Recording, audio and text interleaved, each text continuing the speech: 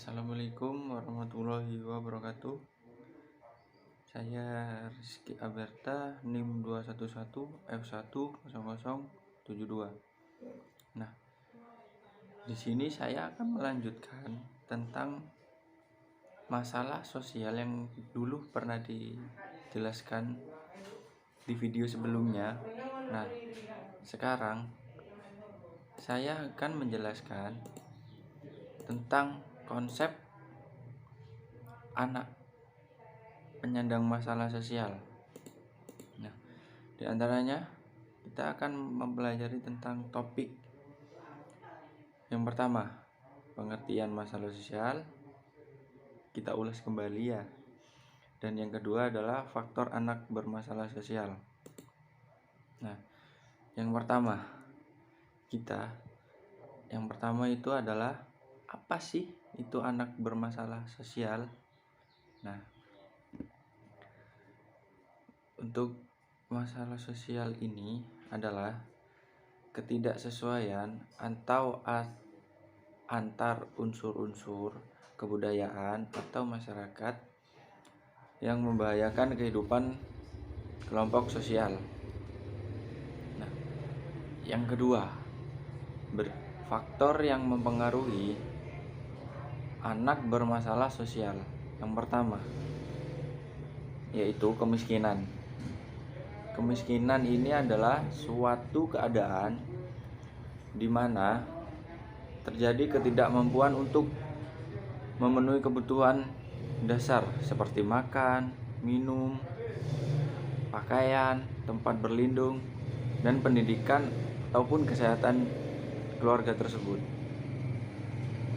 Yang kedua, ketidakharmonisan keluarga, yang dimana keluarga yang tidak lengkap disorganisasi keluarga karena putus perkawinan, yang artinya kita ini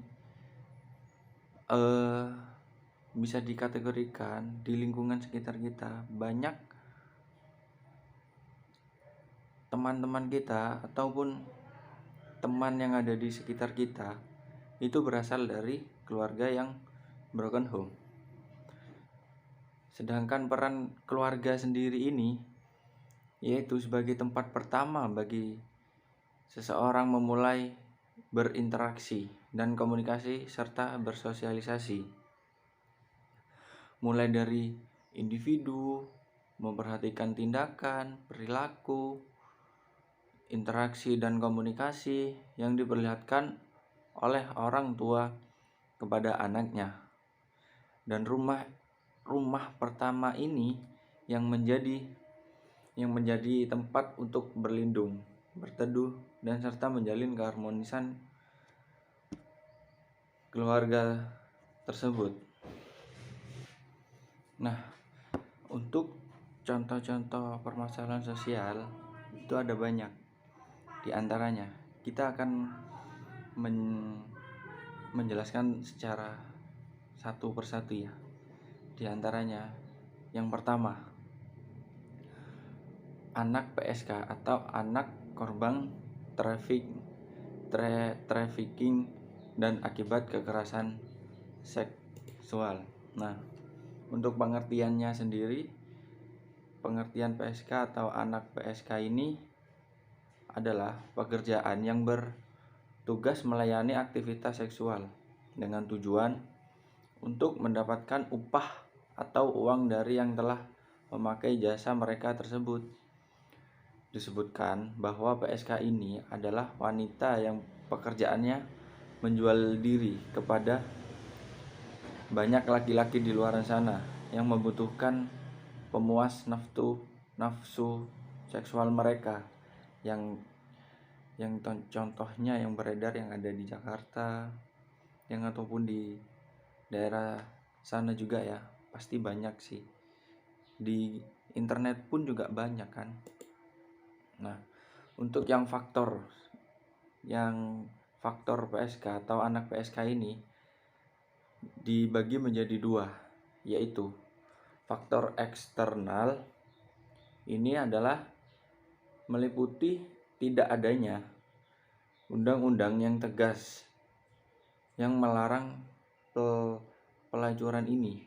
Adanya dorongan manusia untuk menyalurkan kebutuhan seks, khususnya di luar ikatan perkawinan. Nah, yang kedua, faktor internal.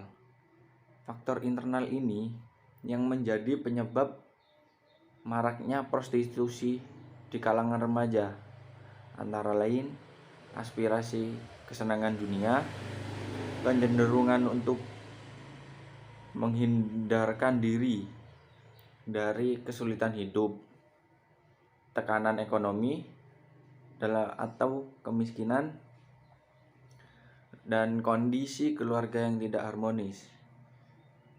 Bujuk rayu kaum laki-laki serta rasa ingin tahu tentang seks itu sangat besar di kalangan remaja saat ini.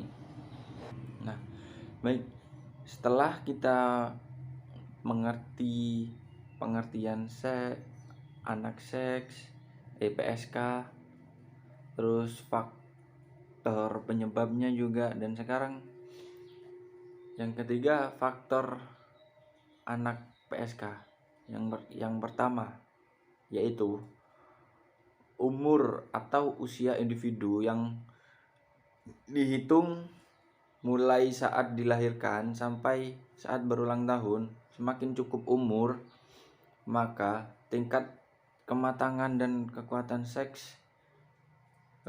seseorang akan lebih matang dalam berpikir. Yang kedua, pendidikan adalah usaha sadar untuk mengembangkan potensi anak, potensi diri, agar dapat berkembang lebih baik dan bermanfaat di lingkungan masyarakat. Yang ketiga, latar belakang keluarga individu. Lembaga sosial yang paling dasar dan di dalamnya memiliki nenek moyang yang sama di setiap keluarga, ya kan? Nah, yang keempat ini adalah lingkungan yang ada di sekitarnya. Adalah kombinasi antara kondisi fisik dengan manusia dan perilakunya tersebut. Yang terakhir adalah geografi sosial. Adalah geografi manusia yang menjelaskan mengenai hubungan timbal balik antara lingkungan dengan interaksi manusia dan lingkungan sosial.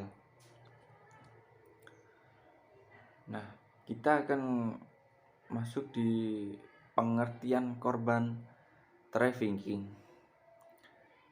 Nah, korban trafficking ini pada umumnya adalah anak-anak dan perempuan di bawah umur yang mana korbannya adalah mereka yang mengalami kesulitan dalam bidang perekonomian, seperti yang tidak memiliki perekonomian yang cukup untuk membeli bahan makan, baju, dan sebagainya. Lah, faktor-faktor penyebab trafficking ini bagi menjadi ada 4, yaitu faktor ekonomi yang tadi sudah dijelaskan, pola hidup konsumtif, minimnya pemahaman nilai agama, dan yang keempat, tidak memiliki pendidikan sama sekali. Nah, selanjutnya karakteristik korban trafficking di antaranya adalah yang pertama, adanya recruitment di luaran sana, dan yang kedua, adanya gerak pindah dari tempat ke tempat yang lainnya, dan yang ketiga, adanya serah terima hasil yang bisa dikatakan seperti hasil atau uang yang upah yang diberikan pada anak tersebut ini. Nah, yang keempat, jeratan lilitan hutang. Yang kelima, pengekangan kebebasan di luaran sana. Dan yang keenam, penindasan yang ada di sekitar lingkungan mereka ya, sepertinya ya, ataupun di kehidupan mereka sendiri. Yang ketujuh,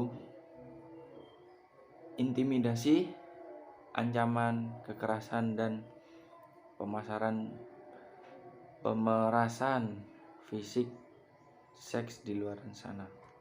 Nah, selanjutnya kita akan masuk ke dalam pengertian kekerasan seks ini adalah setiap perbuatan merendahkan, menghina, melecehkan, dan atau menyerang tubuh, fungsi reproduksi seseorang ini dapat dikarenakan ketimpangan relasi kuasa dan atau gender yang berakibat atau dapat berakibat penderita psikis atau fisik dan atau fisik, termasuk yang mengganggu kesehatan reproduksi seseorang dan hilang kesempatan melaksanakan pendidikan dengan aman dan optimal.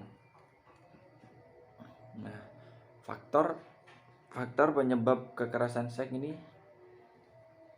diantaranya yaitu paksaan, yang kedua ancaman, ketiga intimidasi, keempat ini penahanan, dan yang terakhir tekanan psikologis dalam seseorangnya.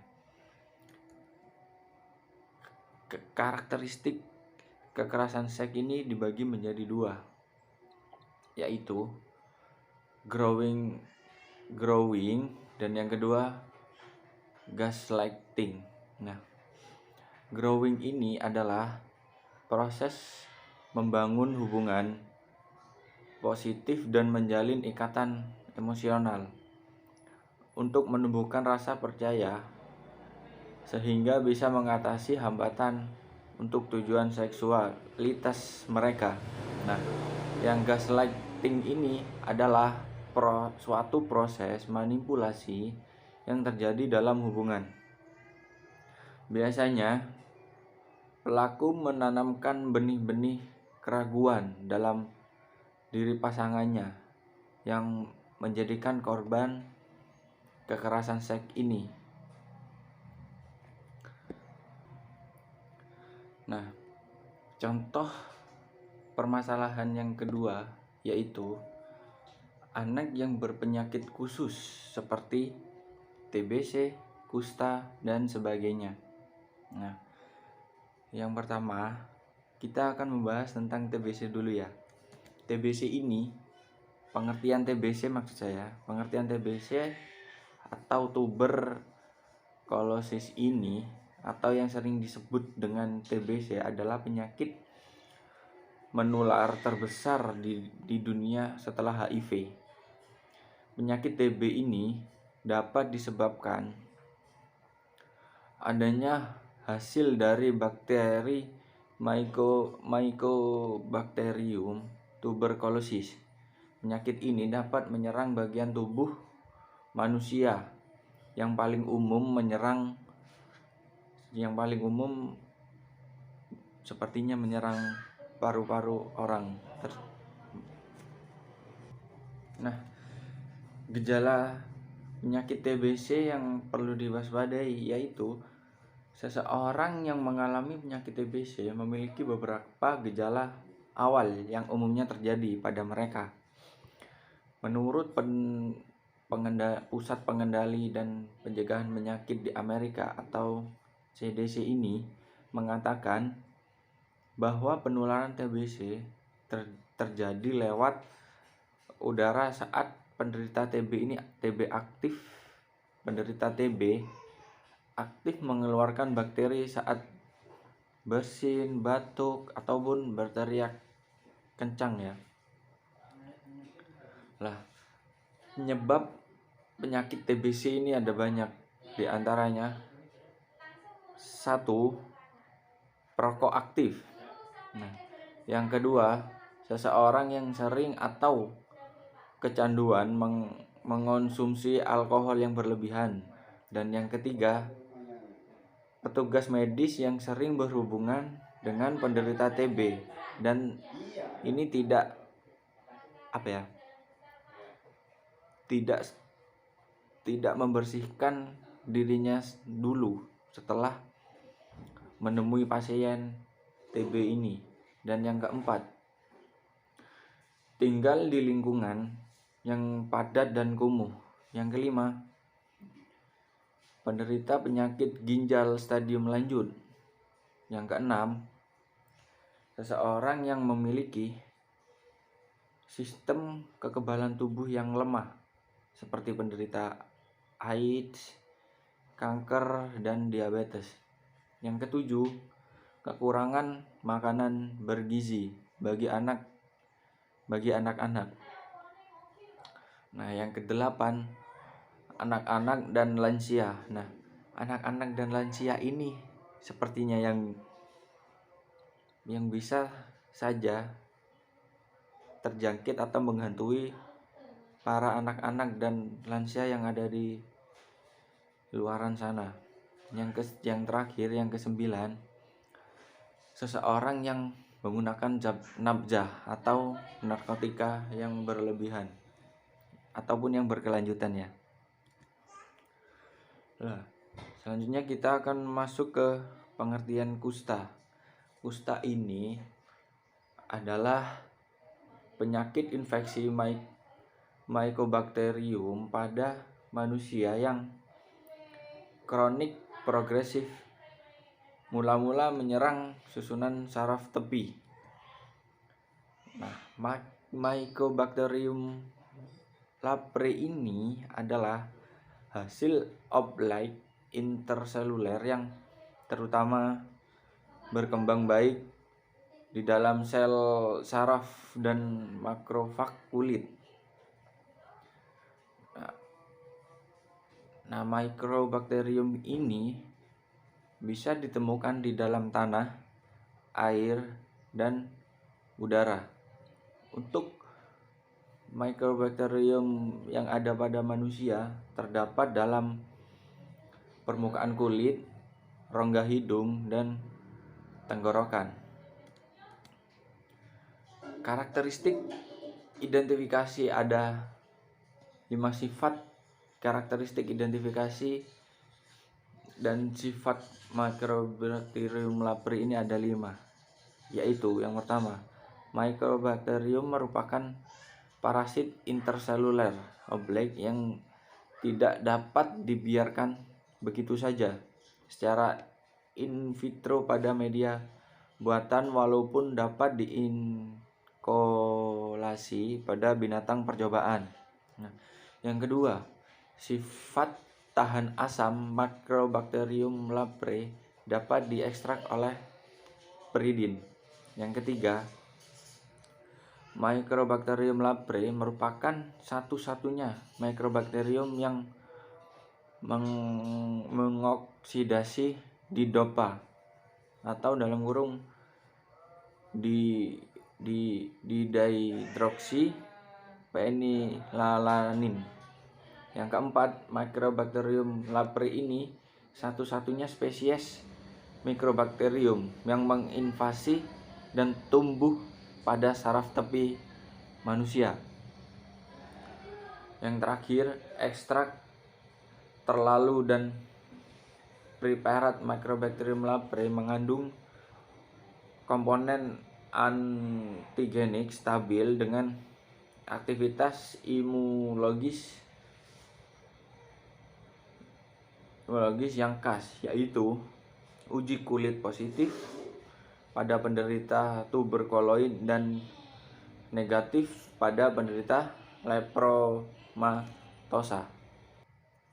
Nah, selanjutnya 3 faktor yang berperan dalam proses penularan TB dan kusta ini, diantaranya jalan keluar dari penderita ataupun port of exit, terutama melalui sekresi lendir hidung yang paling banyak. Yang kedua, pintu masuk kuman atau port of entry yang paling mungkin adalah traktus respiratorius dan dapat juga masuk melalui kulit. dan kuman mencapai permukaan kulit, sehingga kuman mencapai permukaan kulit melalui folikel rambut, kelenjar keringat, dan jarang dalam urin. Yang ketiga, cara penularannya sendiri yaitu melalui kontak langsung dengan antara kulit yang sangat lama dan erat.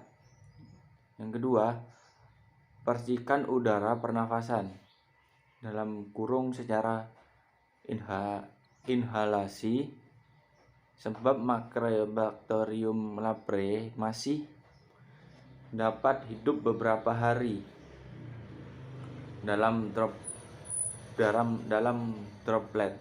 Nah, selanjutnya melalui traktus gastrointestinalis, vektor atau nyamuk Macrobacterium leprae yang hidup bebas di udara sana. Tanda-tanda kardinal penyakit kusta yaitu 1. Anestesia. 2. Lesi kulit. Yang ketiga, penebalan saraf perifer setempat. Yang keempat, ditemukannya Bacterium leprae atau bakteri bakteriologis positif. Klasifikasi reaksi kusta diantaranya ada 2, yaitu erythema nodosum leprosum NL.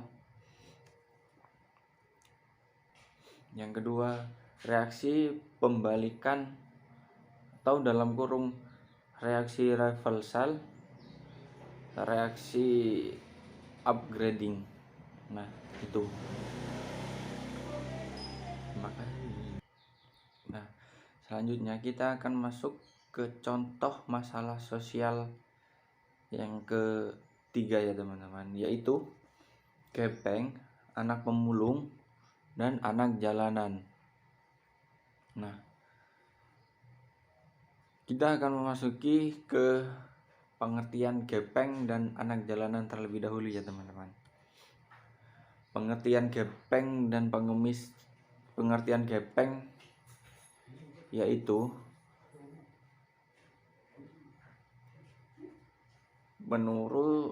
kata pengertian gepeng ini bisa diambil dari kata gelandangan dan pengemis yang disingkat dengan gepeng. Menurut peraturan pemerintah RI nomor 31 tahun 1980 tentang penanggulangan gelandangan dan pengemis. Gelandangan adalah orang-orang yang hidup dalam keadaan tidak sesuai dengan norma kehidupan yang layak dalam masyarakat setempat atau lingkungan mereka. Nah, sedangkan pengertian pengemis ini adalah orang-orang yang mendapatkan penghasilan dengan meminta-minta di muka umum dengan berbagai cara, seperti mengamen, manusia silver yang sekarang ada yang banyak di sekitaran lampu merah ataupun di mana-mana ya, dan alasan mereka untuk mengharapkan belas kasih dari orang lain. Nah, pengertian selanjutnya kita akan masuk dalam pengertian anak jalanan. Anak jalanan ini adalah anak yang menghabiskan sebagian besar waktunya yang ada untuk melakukan kegiatan sehari-hari atau kegiatan hidup di jalanan, baik untuk mencari nafkah ataupun berkeliaran di jalanan dan di tempat-tempat umum lainnya. Anak jalanan ini mempunyai ciri-ciri yang berusia 5-18 tahun dan mereka melakukan kegiatan di jalan setiap harinya. Karakter gepeng dan pengemis ini, yaitu menurut daerah yaitu yang pertama, tanpa kartu tanda penduduk atau KTP. Yang kedua, tanpa tempat tinggal yang pasti ataupun tetap. Yang ketiga, tanpa penghasilan yang tetap. Yang keempat, tanpa rencana hari kedepannya anak-anaknya maupun dirinya sendiri. Dalam artian mereka tidak mau berpikir kedepannya seperti apa nantinya jika mereka yang hidup di jalanan ini ya. Kita kan tidak tahu kedepannya, bukannya tidak mengetahui, kita justru harus memikirkan kedepannya itu kita akan jadi seperti apa. Mungkin mereka yang di bawah 18 tahun ini memiliki cita-cita seperti apa. Justru menurut saya sih harus dipikirkan kedepannya seperti apa begitu. Kriteria pengemis diantaranya adalah orang-orang yang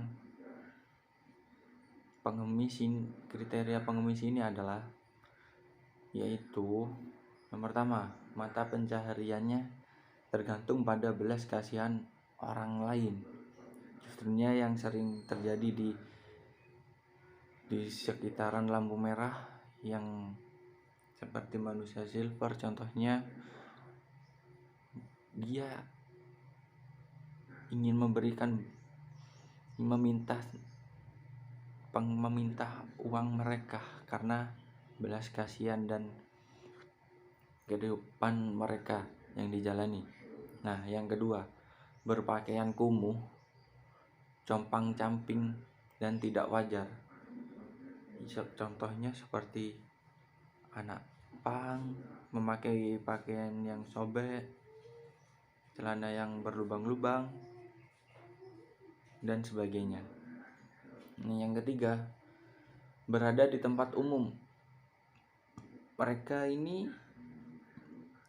sebagian besar seorang pengemis tidak memiliki tempat tinggal yang tepat pastinya. Dan dia ini sering tidur di mana saja, seperti pinggir jalan, masjid, maupun di tempat-tempat yang kumuh ya. Nah, yang keempat, memperalat sesama untuk merangsang belas kasihan orang lain.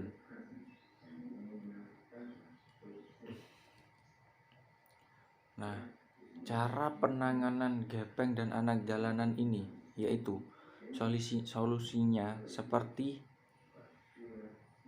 mengayomi dan memberikan perlindungan yang layak kepada anak jalanan di luaran sana, memberikan tempat bernaung dan memberikan pendidikan yang setinggi-tingginya dan lain-lain. Bisa saja seperti memberi dia pekerjaan, terus memberikan tempat tinggal dan sebagainya sih. Banyak ya caranya untuk dia anak-anak jalanan ini bisa memiliki cita-cita yang layak yang ada di luaran sana. Nah, sekian ya penjelasan. Nah, itulah contoh-contoh masalah sosial yang ada di luaran sana. Nah, untuk kesimpulan penyebab anak penyandang masalah sosial ini sangat berpengaruh terhadap perkembangan anak yang bersangkutan, dan tentunya hal tersebut memerlukan peranan penting dalam keseluruhan, dimulai dari keluarga, lingkungan, dan pemerintah.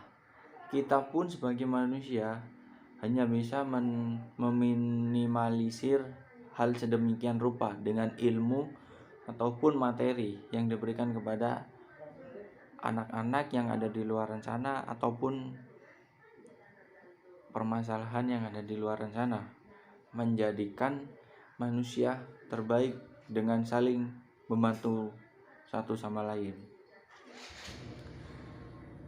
Itulah permasalahan sosial yang ada di luaran sana ya. Lah, itulah penjelasan tentang presentasi kali ini. Penjelasan tentang permasalahan sosial yang ada di luaran sana. Terima kasih yang sudah menonton video saya ini. Terima kasih. Saya ucapkan terima kasih. Bila ada salah kata maupun ucapan, saya akhiri. Assalamualaikum warahmatullahi wabarakatuh.